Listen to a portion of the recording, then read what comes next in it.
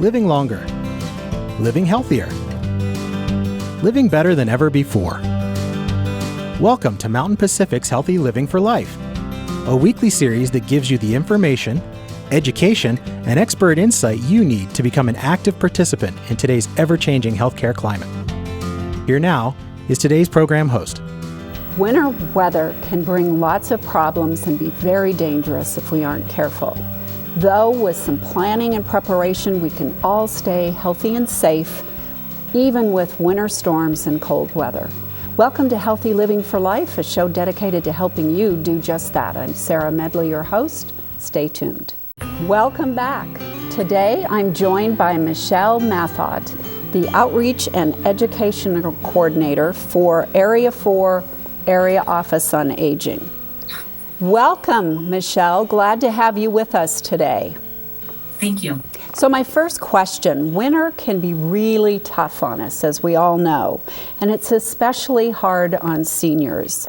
Can you talk about some of the dangers associated, particularly for those who are a little older? Sure. Sarah, I think most of us, our minds go right to ice and snow and the potential for falls, which are physical dangers. But we also need to be aware of the dangers of social isolation that are already taking quite a toll on our senior population, and also energy and food insecurities. So what safety precautions can folks do to make sure that they're warm when they need to go outside? So let's take it head to toe. You'll definitely want to wear a hat, as we lose 40 to 45% of our body heat through our head.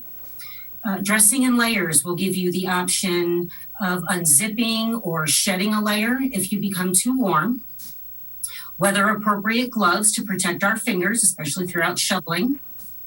A good pair of thermal or wool socks. One good pair is better than doubling up, as that could affect circulation. And finally, a good pair of boots for our Montana weather. So it's easy to slip and fall. We all know that. The sidewalks get very icy and people are walking in parking lots, and there's lots of dangers out there. So talk to us about what we can do to prevent falls. Yes, I have some items to share just for that. First of all, you should be prepared. Get those snow shovels out, brooms, ice melt, gravel, so that we're all ready for when we wake up to that first snow. Consider purchasing a pair of traction devices. They come in a lot of different styles. This one in particular fits over the entire shoe. I use a pair like this. I keep mine on an older pair of boots. I keep them by the door, and when I go out to walk my dogs, I just slip that pair of boots on. When we come back from our walk, we just leave them by the door and leave that traction device right on those shoes. If you are out walking, consider getting yourself a couple of plastic water bottles. These are from the dollar store. Fill them with sand or gravel or cat litter. This smaller one is good for walks, so that if you encounter a slick spot, you can't safely get around. You can sprinkle the contents out and it'll give you a little bit more traction. Also, maybe keep one in your vehicle so that you've pulled into a parking lot and you can see that there's ice right outside your car. The parking lot's really icy. There's no clear path.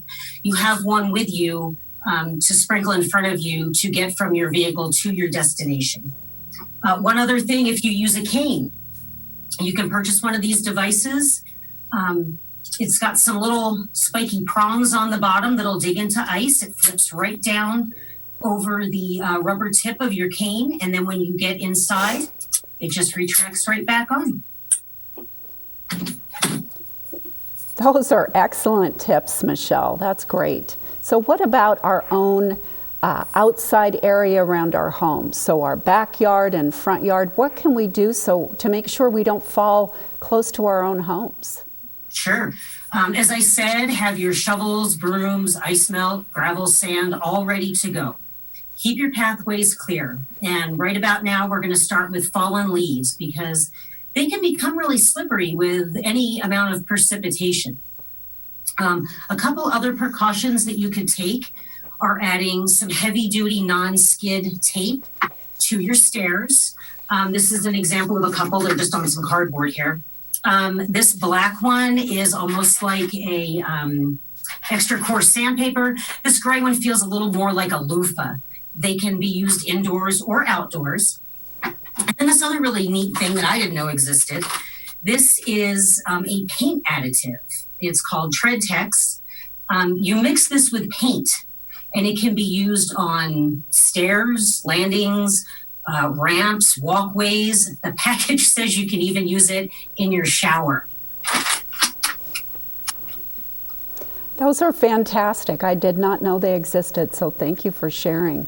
So what about shoveling snow? We all know we're going to get it, right? So how can we be safe when we're shoveling? So first thing, don't overexert.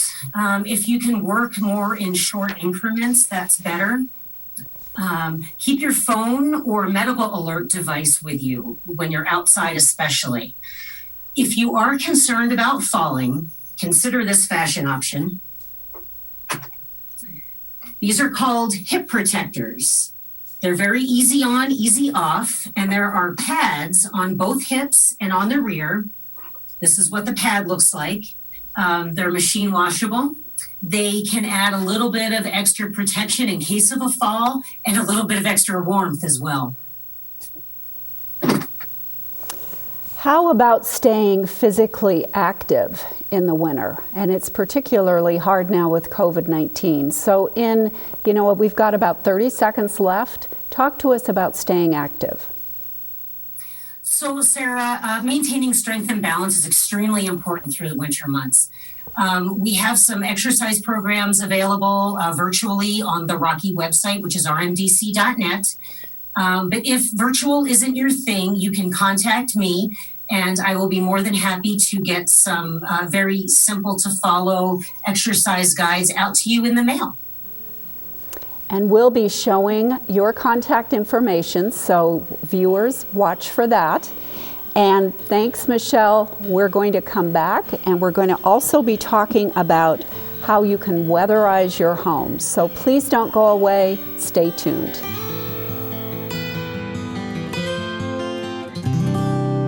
Welcome back.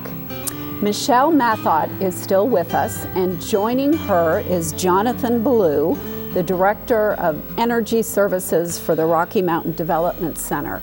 So thank you both for joining us. We're talking about health and safety tips for being outside.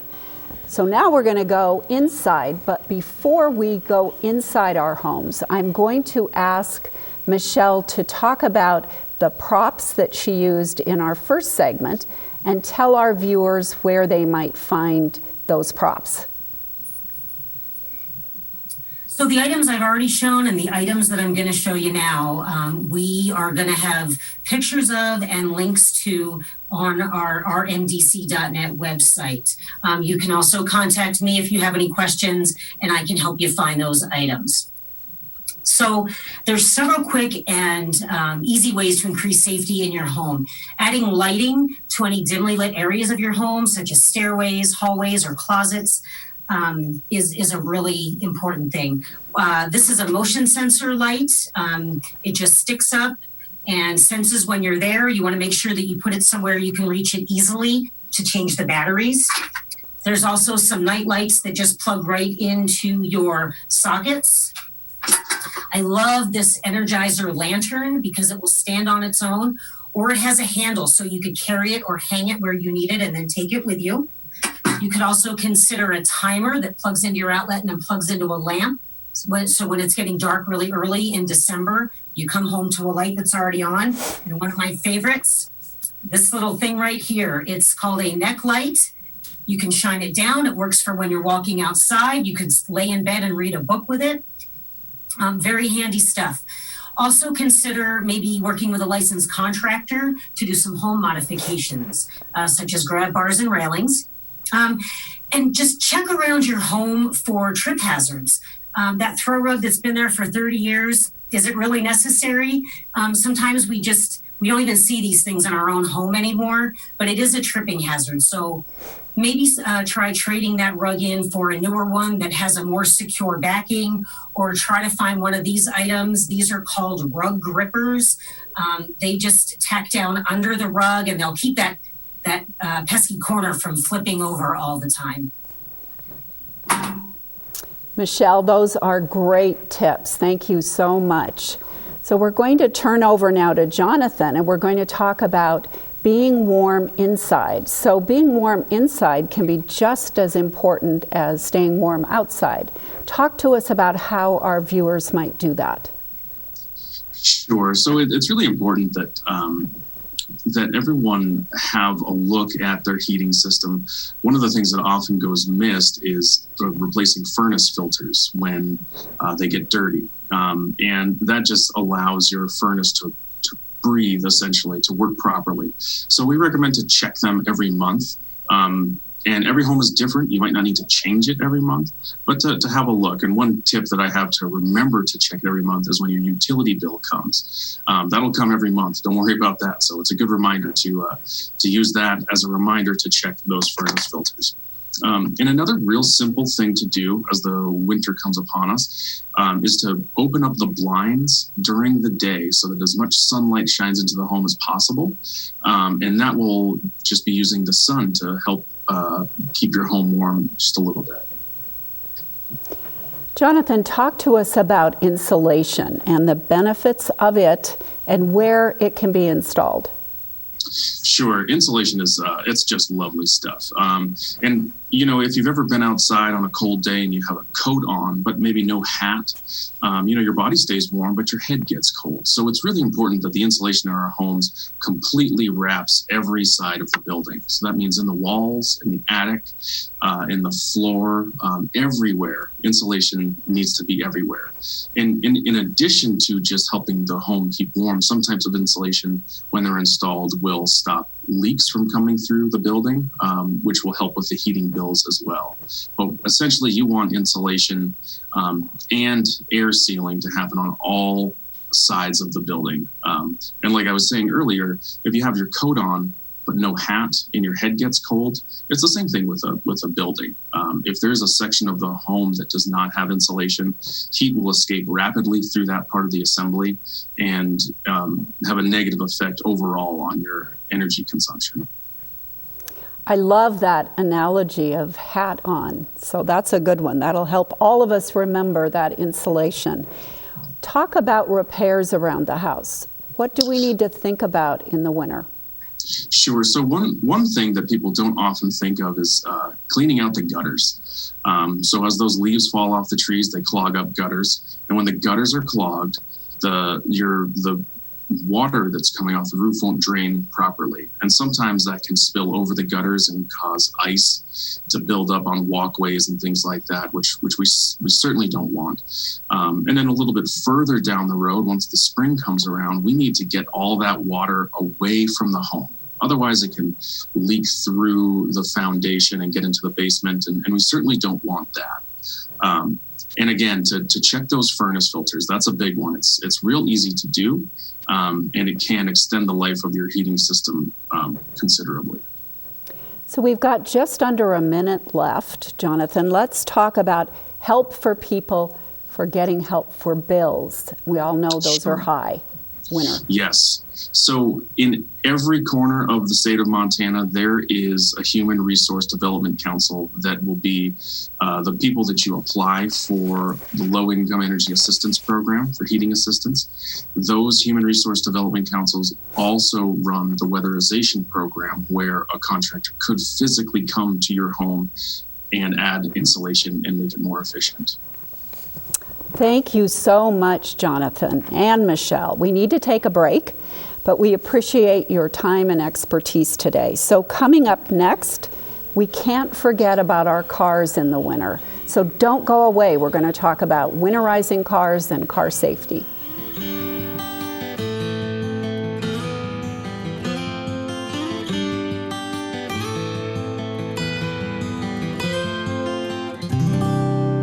Welcome back to Healthy Living for Life. Joining me is Corporal Noel Petty, a member of the Helena Police Department, and he's going to be talking to us about how we keep safe when we're driving on the road. So thank you so much, Corporal, for being with us. We appreciate it. First off, we're going to talk about maintenance of your vehicle. What should we do before winter begins to our cars to make sure that they're safe? Before winter comes, you want to make sure that your lights work, both lights work, your tail lights work. You have good wipers on your vehicle. You've taken it in for the standard oil changes to make sure all the fluids are topped off, and that your car's just in good running shape. Do you recommend using chains or studded snow tires?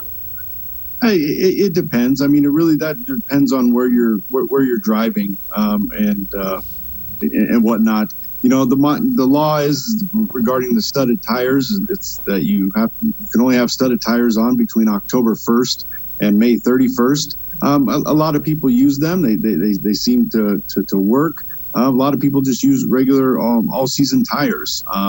Again, it's the preference, and really depending on where you're driving at.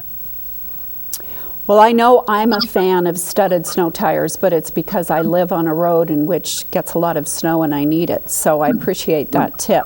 Talk to us about the car's fuel tank and gas lines and what happens when cold weather really hits us. Sure, there's a chance that you can get some moisture in your gas tank, and that moisture, unlike the gas, it can freeze, and if your gas lines get frozen, your fuel's not going to be able to move, and your car's not going to be able to run. So what they do is they have additives that you can put into your gas tank to keep that moisture out of there. That way, it's going to keep it from freezing up. How about some general driving tips for snow and ice? That frightens a lot of us. Sure. The best part about driving in winter is it just goes slow. Just slow down, and that's what a lot of people tend to forget in the wintertime is you have to drive a lot slower when the roads are covered with snow and ice. Also, plan ahead. If you have to go to the grocery store or to the department store or to work. Devise a plan. Check the road reports to find out if it's going to be if it's good or if it's really bad on the roads. But just make that plan. And then the other thing is to be distraction free. Really concentrate on driving, because anything can happen in a very short amount of time, and you have to be ready for it. So keep the distractions away from you while you're driving the vehicle. That's a good segue into my next question, which is about being a good defensive driver. Talk to us about that, what it really is, and why it's important, particularly in the winter. Sure. Being a defensive driver is just really watching what's going on around you at all times. Even though you're operating your motor vehicle, you have to be aware of the other motor vehicles and pedestrians that are around your vehicle at any given time. It's very similar to when you're coming up to a stoplight and you're looking in your rearview mirror just to make sure that the vehicle sees that you're stopping, so you can make a plan ahead if they don't look like they're going to stop in time. That's an example of being a defensive driver. You're just planning ahead for other drivers. Decisions that they're making, so you can make appropriate corrections if need be. Heaven forbid that I'm in an accident in the winter, but if I am, what should I do? The best thing to do is if you can, get your car off the roadway, off to the side of the roadway. That would be the best thing to do. Again, it's a lot of our crashes in the wintertime are due to the slick roadways, and so if you can get it off the side of the roadway, it's going to help the other traffic keep moving. The other thing, if you can, stay in your vehicle because the roads are slippery. You don't want to get out and slip and fall and be a hazard for other traffic driving along the roadway. And so stay in there. Call law enforcement, medical if you need medical attention. but get those things going right away. But again, the most important thing, if you can get off the main roadway, off to the side, try to get off to the side. Sometimes that's not possible, and that's okay. Throw your hazards on and wait for law enforcement to show up. What should I keep in my car to make sure that I'm safe if I get stuck or stranded? That's an interesting question. It's very interesting because 20 years ago this was very prevalent in today, but in the advent of cell phones, I mean, everybody carries a cell phone now, so being stranded isn't as a big a problem as it once was. But your cell phone's probably your biggest thing you're going to want to have with you. So if you do get stranded, you can call law enforcement for help, call family or friends to come help you out. But if certain things that you want in there, blankets, some water, snacks, maybe road flares or something like that, or candles or something like that if you're out in the backcountry or whatnot. But again, that cell phone in today's day and age, that cell phone is probably your number one best friend. So we've got about 30 seconds left. Can you give us some quick tips about older drivers? Because we know they're involved in more crashes. Sure. Slow down. Again, plan ahead. In winter, if you have to go out, go out. And just be careful. Again, that defensive driving tips I gave, use those. If the other thing, the distractions, the cell phones, people tend to forget that winter driving is not like summer driving. And what we find is that when the first 1 or 2 snowstorms hit, people forget about that. Thank you so much, Corporal, and thank you for serving our community. And thank you to Michelle and to Jonathan for joining us. And I hope our viewers are all ready for winter now that we know how to be safe. So until then, stay fit, stay well, stay healthy for life with Healthy Living for Life. Take care, everybody. Healthy Living for Life is brought to you by Mountain Pacific Quality Health in partnership with AARP Montana.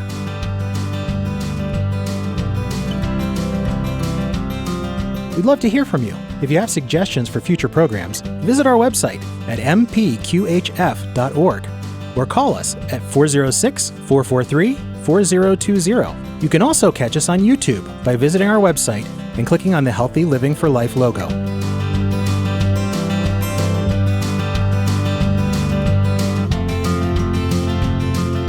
Production facilities provided by Video Express Productions.